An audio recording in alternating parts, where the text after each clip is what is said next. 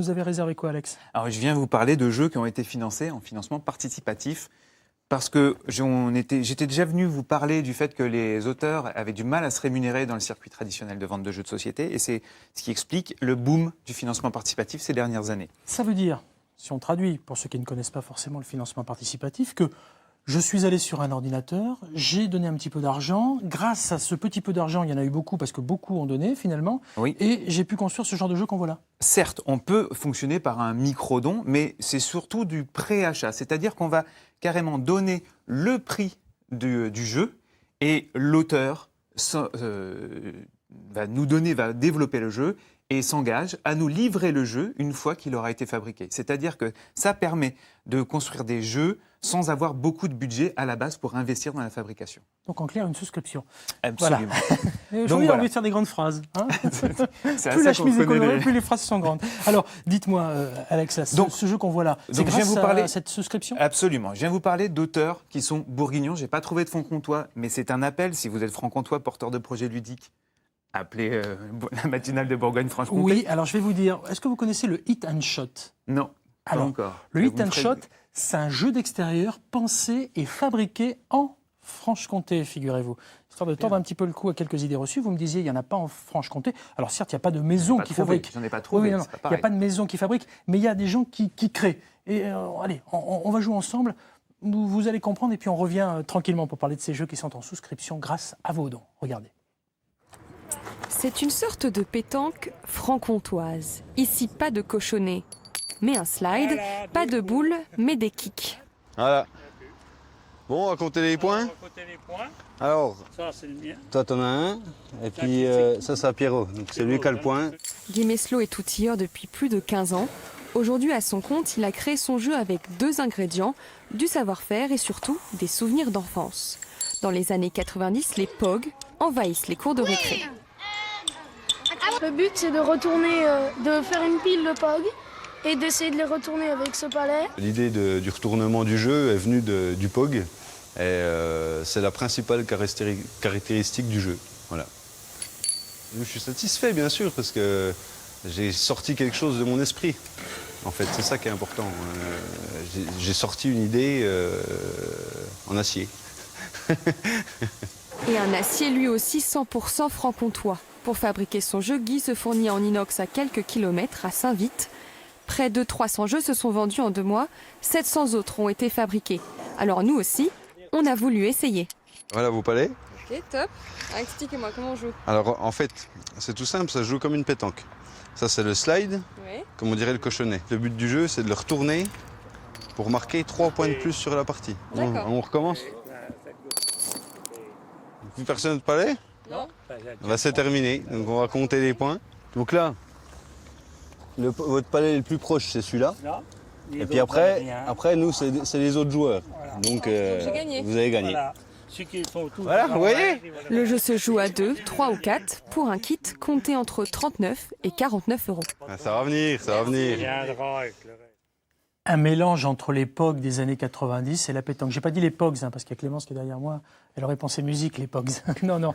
En tout cas, une réussite 100% franc-comtoise. On revient sur la souscription et ces quelques jeux qui sont là grâce aux dons que vous avez pu faire.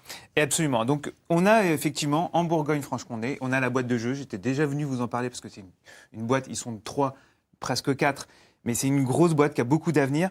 Ils ont déjà édité pas mal de jeux en financement participatif, mais ils ne font pas que ça, ils font aussi du circuit traditionnel, ce qui n'est pas toujours le cas.